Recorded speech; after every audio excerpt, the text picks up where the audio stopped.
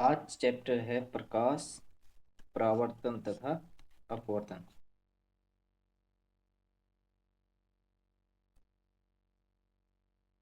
पहला है प्रकाश की प्रकृति क्या है। देखिए, प्रकाश कण के रूप में होता है या तरंग के रूप में होता है या दोनों रूप में।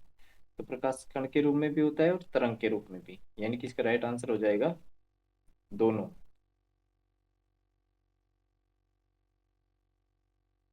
नेक्स्ट है प्रकाश का परावर्तन किस सतह पर सबसे अच्छा होता है। देखो, प्रकाश का परावर्तन दो तरीके से होता है। एक तो समतल, ठीक है ना, और एक होता है खुरदरी सतह पर।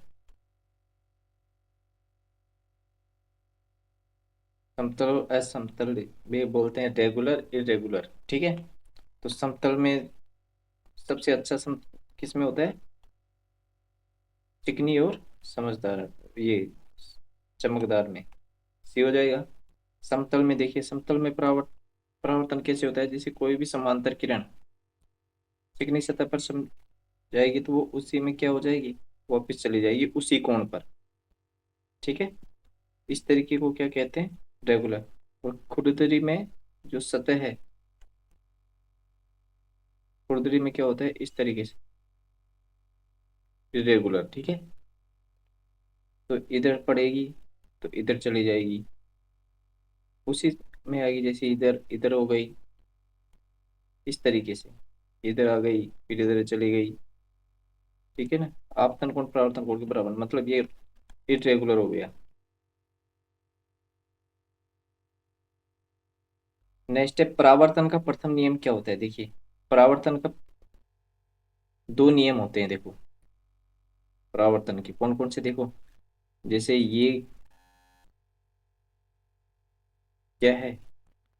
एक चिकना समतल है, तो ये आपतित किरण है, ठीक है। आपतित किरण टकराने के बाद में क्या करती है? उसी माध्यम में लौट जाती है, ठीक है। तो ये क्या है इसका? अभिलंब। तो ये कोण आई मान लो और ये कोण आर मान लो। तो क्या होता है? देखो, ये तो होता है अभिलंब,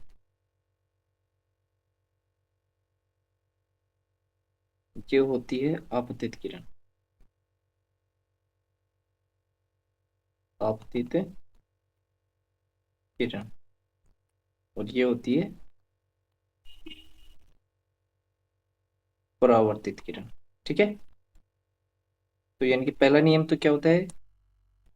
कोण आई बराबर कोण आर। ये क्या होता है? देखो, आई होता है आप आपतन कोण और आर होता है परावर्तन कोण, यानी आपतन कोण और परावर्तन कोण का मान क्या होता है? बराबर। पहला नियम ये हो गया, तो इसका राइट आंसर हो जाएगा यानी देखो, angle incident is equal to the angle of reflection, यानी कि आपतन कोण और परावर्तन का मान समान होता है। दूसरा क्या है? आपतित किरण, अभिलंब और परावर्तन तीनों क्या होते हैं? एक ही तल में होते हैं, ठीक है ना। नेक्स्ट है परावर्तन का दूसरा नियम, अभी बताया था मैंने। देखो, आपतित किरण, परावर्तित किरण और अभिलंब एक ही तल में होते हैं। देखो, ये तो होती है आपतित किरण, ये होती है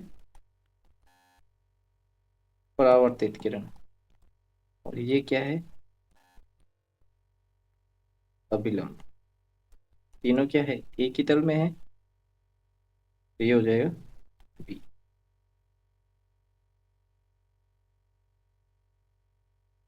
नेक्स्ट है समतल दर्पण में बना प्रतिबिंब कैसा होता है। ठीक है, समतल दर्पण में बना प्रतिबिंब कैसा होता है? कैसा होता है बताइए। ए वास्तविक, बी आभासी, सी उल्टा, और डी छोटा। तो बताइए कैसा होता है? राइट आंसर क्या होगा इसका? ए होगा, बी होगा, बताइए। देखिए, समतल दर्पण में कोई भी समतल दर्पण है, जब प्रतिबिंब क्या होता है सदैव, देखिए जैसे ये कोई समतल दर्पण है, ठीक है,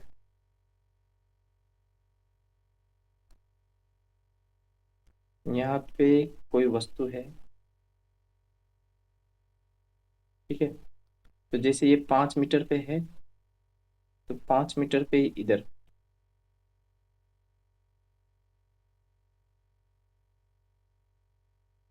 सेम बनेगा, ठीक है,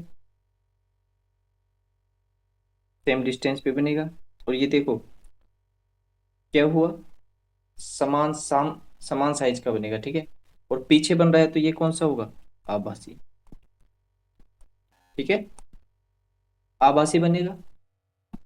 और देखो ये सीधा है ना, इधर, इधर भी ये भी सीधा, तो कैसा बनेगा, सीधा। उल्टा कब बनता है, जब पैर ऊपर हो जाते हैं और सिर नीचे, फिर क्या हो जाएगा, देखो आभासी सीधा बनेगा। और देखो जितनी इसकी साइज है, मान लीजिए ये 5 फीट है, ठीक है, इधर भी ये किसका बनेगा, 5 फीट का, यानी कि हाइट क्या होगी, समान, ठीक है, समान साइज का बनेगा। और क्या प्रतिबिंब के कहाँ पे बनता है, पीछे बनता है, ठीक है। और क्या होता है, पार्श्व परिवर्तन होता है, पार्श्व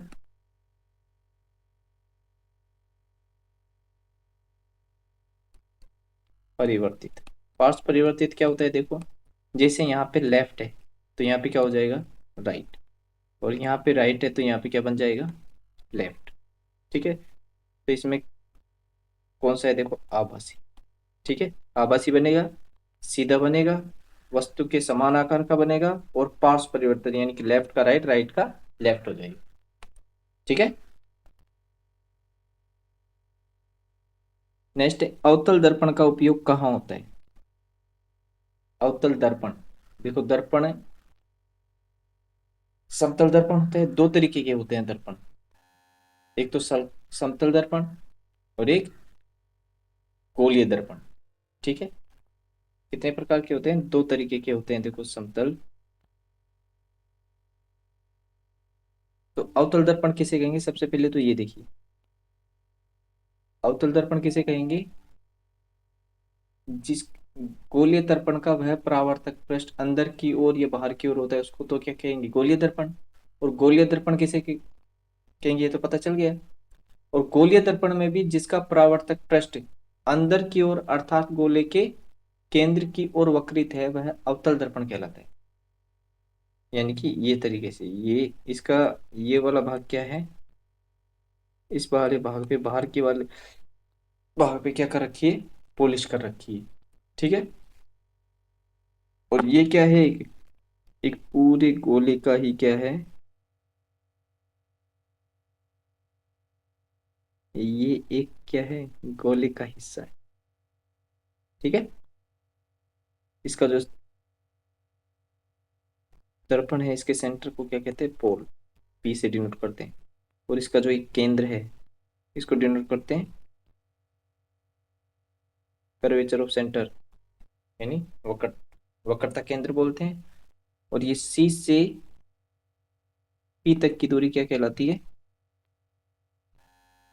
इसको बोलते हैं वक्रता त्रिज्या, वक्रता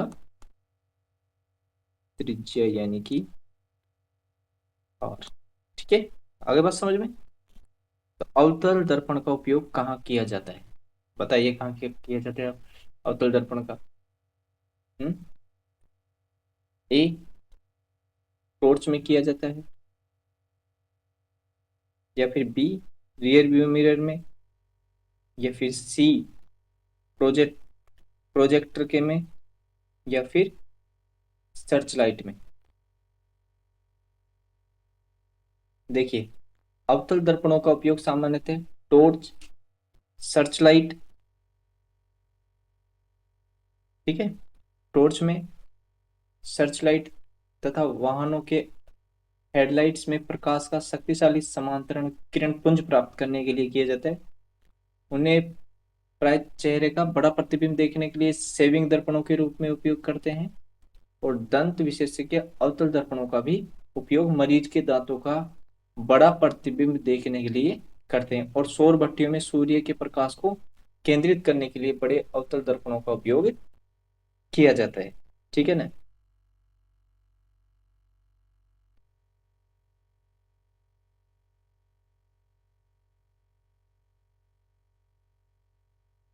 तो इसका उपयोग देखो टॉर्च में भी किया जाता है और प्रोजेक्टर में भी, यानी कि ए और सी दोनों ही सही है इसके। नेक्स्ट है,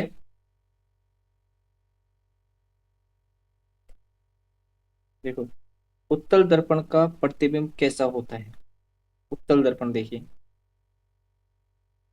पहले तो ये देखिए उत्तल दर्पण किसे कहते हैं। ठीक है, यानी कि a spherical mirror who reflecting surface is curved outward is called convex mirror, यानी कि किसे कहेंगे, गोलीय दर्पण का जो हिस्सा होता है उसके अंदर वाला भाग को अगर पॉलिश कर दिया जाए, ठीक है,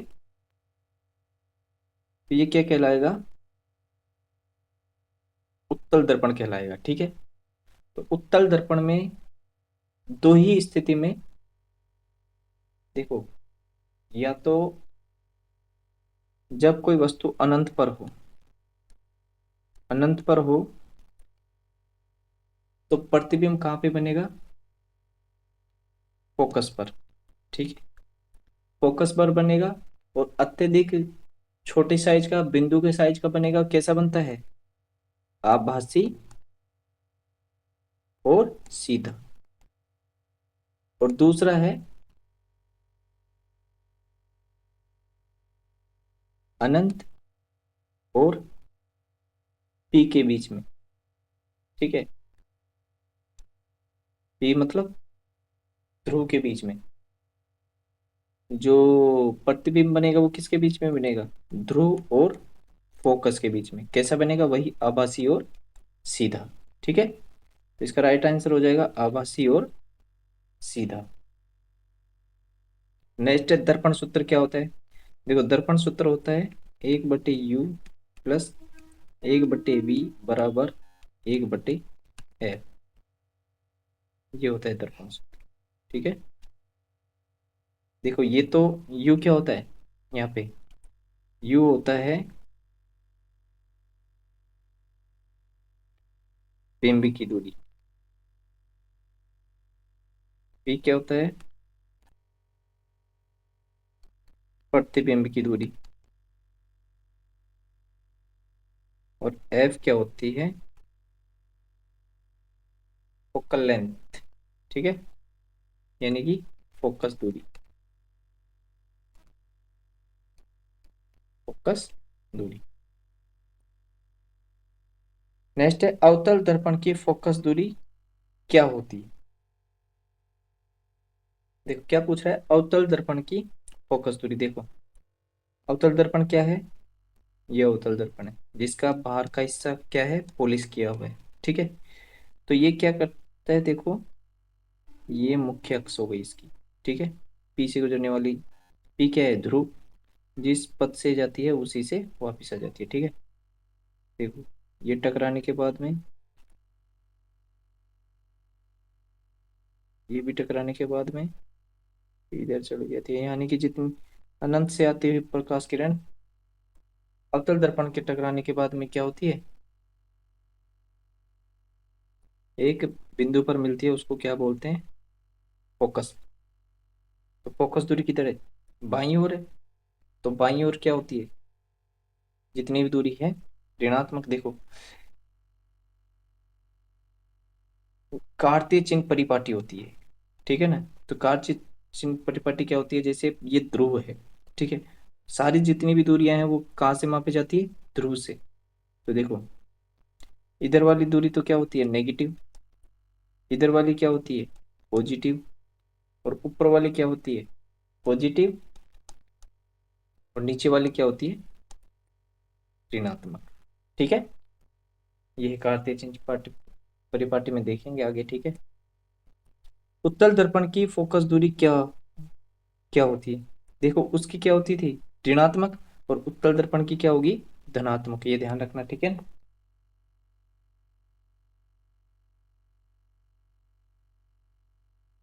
ठीक है,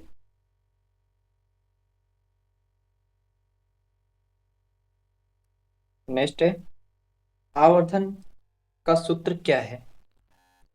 आवर्धन, आवर्धन में क्या होता है, देखो कि आवर्धन का मतलब क्या होता है कि जो प्रतिबिंब बिंब है वो उसका इमेज कितना बड़ा बना, ठीक है, यानी कि एक तरीके से आपेक्षिक विस्तार है। तो हम कह सकते हैं कि प्रतिबिंब की ऊंचाई और बिंब की ऊंचाई के अनुपात को क्या बोलते हैं, आवर्धन। यानी कि प्रतिबिंब की जो हाइट है, ठीक है, और बिंब की हाइट यानी कि वस्तु की हाइट, बिंब की हाइट, इसके अनुपात को क्या कहते हैं, आवर्धन। इसकी कोई भी मान नहीं होती, ठीक है ना। या फिर इसको ही किसके रूप में व्यक्त करते हैं, इसी को एक दूसरा सूत्र होता है दूरियों में। दूरी में क्या होता है, प्रतिबिंब की दूरी यानी कि -v/u, ठीक है, एक ये फॉर्मूला होता है। नेक्स्ट समतल दर्पण में आवर्धन कितना होता है। समतल दर्पण में देखो कैसा बनता है, जैसे जैसा बिंब है वैसा ही क्या बनता है, प्रतिबिंब, यानी समान साइज का बनता है। तो समान आकार, समान आकार होने के कारण इसका क्या होता है, आवर्धन एक होता है, ठीक है।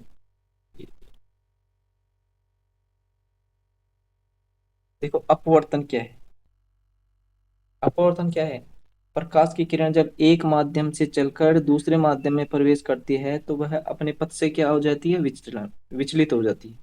इसी को क्या कहते हैं, प्रकाश का अपवर्तन। देखिए ये सीधी जा रही थी, यहाँ पे जानी चाहिए थी, लेकिन जब ये तो क्या है वायु, ठीक है, माध्यम एक, और ये क्या है ग्लास, माध्यम तो यानी कि एक माध्यम से दूसरे माध्यम में जाने पर देखो ये क्या हो गई, अभिलंब की, ये क्या है, अभिलंब है, झुक गई, फिर वापस निकली, बाहर निकल गई। तो ये क्या कहलाती है, यही क्या कहलाता है, प्रकाश का अपवर्तन। तो इसमें क्या होता है, देखो ए प्रकाश का परावर्तन होता है, बी प्रकाश दिशा बदलता है, सी प्रकाश का अवशोषण होता है, या डी प्रकाश का प्रकीर्णन। तो ये क्या होता है, प्रकाश का दिशा बदलती है, किसके कारण बदलती है, उसके वेग में परिवर्तन के कारण, ठीक है।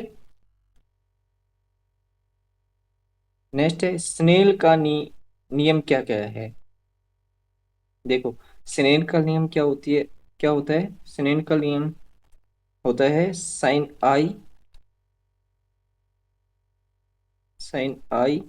अपॉन साइन आर बराबर क्या होता है, स्थिरांक, ठीक है। ये इसकी परिभाषा है ये वाली, ठीक है, जहाँ पे आई का मान क्या है, 90 डिग्री से 0 और 90 डिग्री के बीच में, ठीक है ना।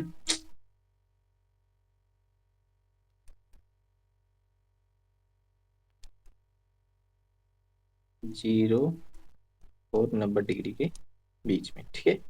दो नियम है इसके भी, एक ये, यानी कि जो आपतित किरण और अपवर्तित किरण और अभिलंब तीनों ही क्या होते हैं, एक ही प्लेन में, यानी कि एक ही तल में होते हैं। उसी तरीके से सेम अपवर्तनांक क्या होता है, क्या होता है बताइए अपवर्तनांक।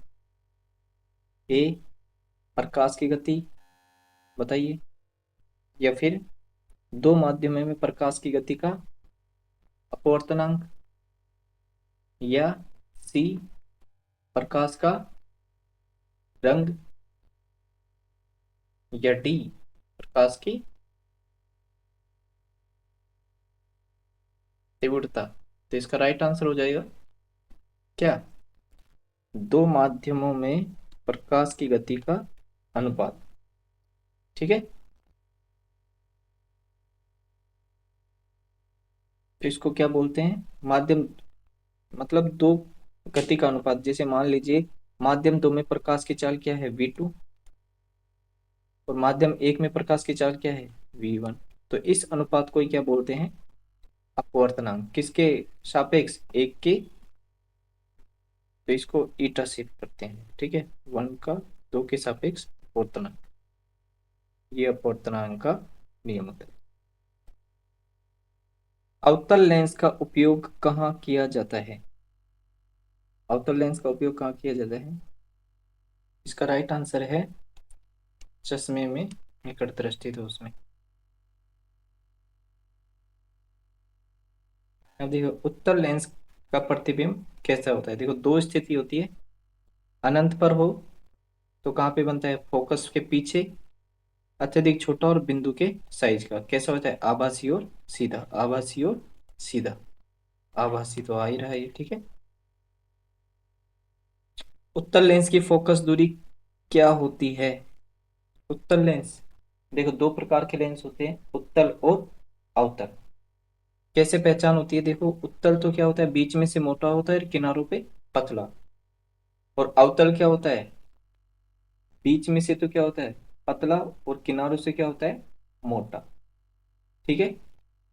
और जो उत्तल लेंस है उसकी जो फोकस दूरी है वो क्या होती है, धनात्मक।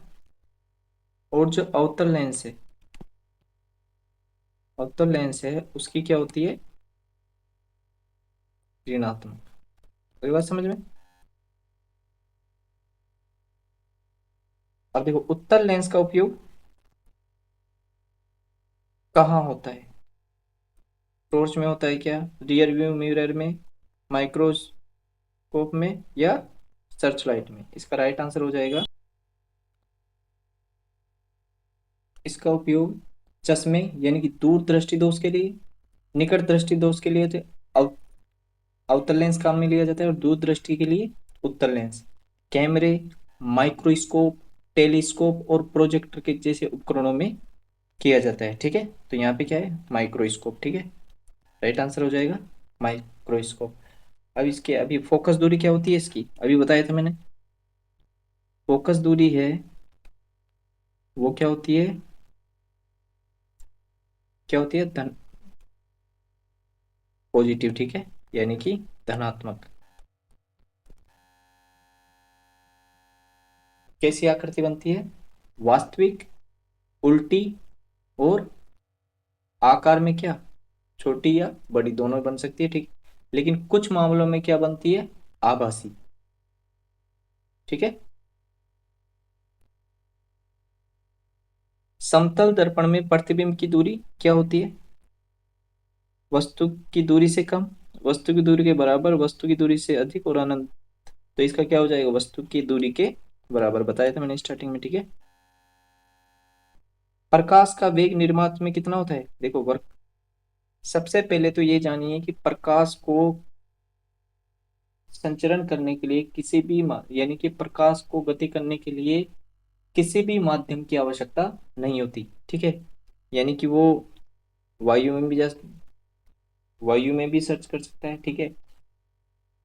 और ये इसमें निर्वात है, निर्वात का मतलब कोई माध्यम नहीं, उसमें भी सर्च कर सकता है। तो निर्वात में कितना होता है, 3 × 10⁸ मीटर प्रति सेकंड ये होती है, ठीक है। तो क्या यहाँ पे ये अवतल दर्पण में वास्तविक प्रतिबिंब कब बनता है? अवतल दर्पण पर वास्तविक प्रतिबिंब कब बनता है बताइए, इसको आपको कमेंट बॉक्स में लिखना है, ठीक है, कब बनता है। नेक्स्ट है, उत्तल दर्पण का उपयोग कहाँ होता है? उत्तल दर्पण किसे कहेंगे, देखो जिस, वह दर्पण जिसका क्या, वह गोलीय दर्पण जिसका बाहरी या अंदर वाला भाग क्या हो, पॉलिश किया हुआ हो। यानी कि ये, इसका अंदर वाला भाग क्या है, पॉलिश किया हुआ। तो यानी कि इसका उपयोग किस में किया जाता है, ए टॉर्च में,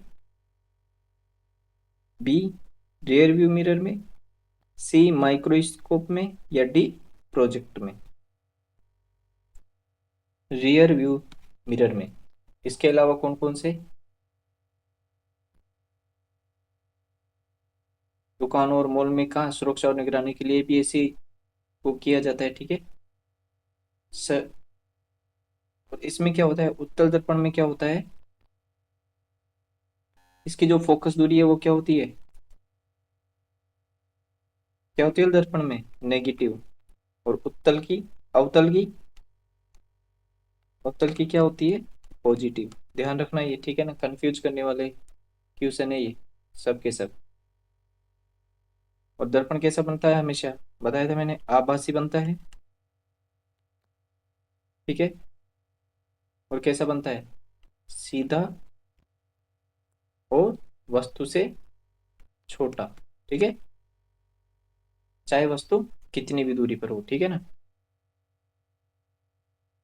अपवर्तनांक का मान किस माध्यम में सबसे अधिक होता है? देखो अपवर्तनांक देखिए पहले तो इसमें, ये तुम्हारे एनसीईआरटी की बुक में दे रखा है, देखा आयु, वायु कितना होता है 1.003, बर्फ का कितना होता है 1.31, जल का कितना होता है 1.33, एल्कोहल का 1.36, केरोसिन का 1.44, क्वार्ट्ज का 1.46, तारपीन का तेल का 1.47, बेंजीन का 1.5, क्राउन कांच का 1.52, कनाडा बालसम का 1.53, खनिज नमक का 1.54, कार्बन डाइसल्फाइड का 1.63, सघन फ्लूइड कांच का 1.65, रूबी यानी मणिक का 1.71, नीलम का 1.77 और हीरे का 2.42, यानी कि सबसे ज्यादा किसका होता है?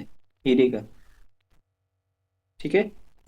तो हीरा है क्या इसमें? हाँ ये हीरा, हीरे का होता है 2.4, ठीक है।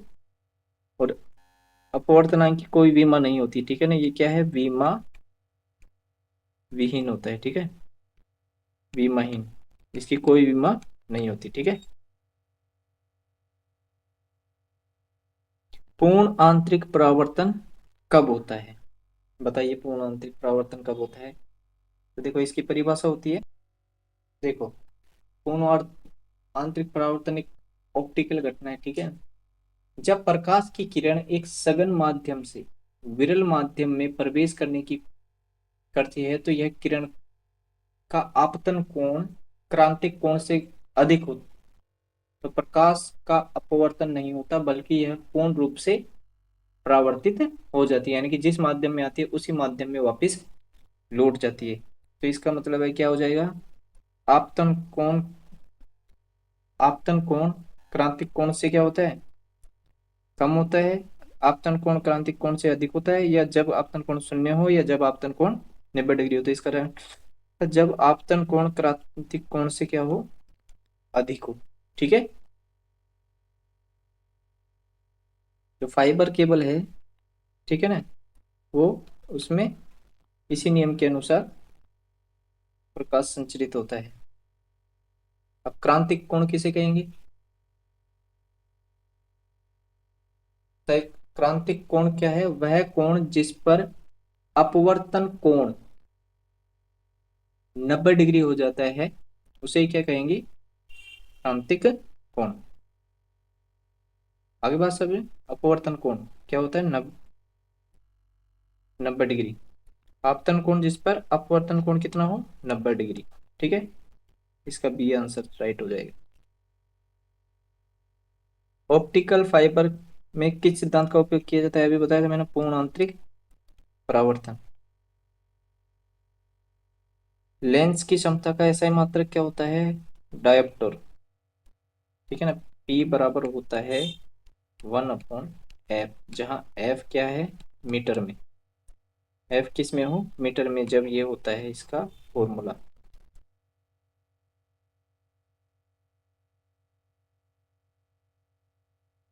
अब देखो जूल किसका है, कार्य का, और एक और का होता है, किसका होता है बताइए, बल का होता है, और मीटर क्या होता है, दूरी का, ऐसा ही मतलब होता है, ठीक है। और ये होता है शक्ति का, लेंस की शक्ति का। लेंस की शक्ति का सूत्र अभी बताया था, P बराबर 1/, जहाँ पे F किस में हो, मीटर में।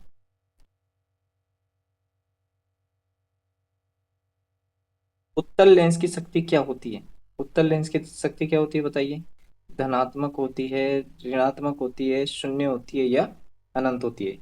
इसका आंसर आपको कमेंट बॉक्स में लिखना है, ठीक है। प्रकाश हवा से कांच में जाने पर क्या करता है? देखो, हवा, हवा तो क्या है, विरल माध्यम, और कांच क्या है, कांच है सघन माध्यम। तो हवा से कांच में जाने पर वह अभिलंब की ओर क्या हो जाती है, झुक जाती है, यानी कि गति कम हो जाती है, गति कम हो जाती है। देखो, जैसे ये कोई कांच की स्लेब है, ठीक है, कांच की स्लेब ना मान के तो इस तरीके से अलग कर देते हैं एक लाइन की तरह, ठीक है।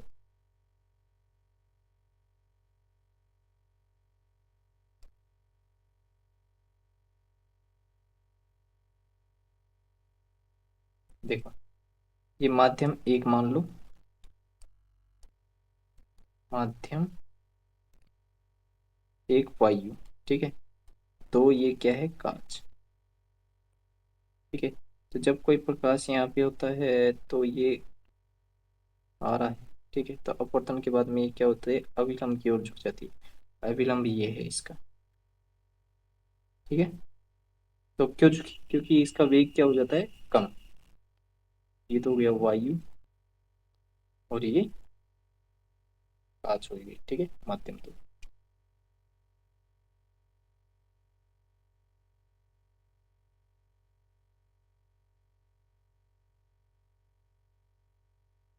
दर्पण में वस्तु की दूरी और प्रतिबिंब की दूरी में क्या संबंध होता है? दर्पण में,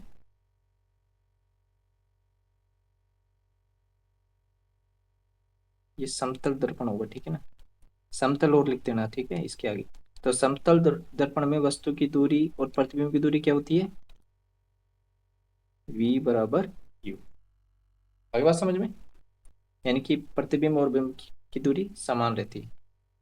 उत्तल दर्पण में प्रतिबिंब का आकार कैसा होता है? उत्तल दर्पण में प्रतिबिंब का आकार कैसा होता है? एक तो होता है आभासी, और कैसा होता है, छोटा। तो ठीक है,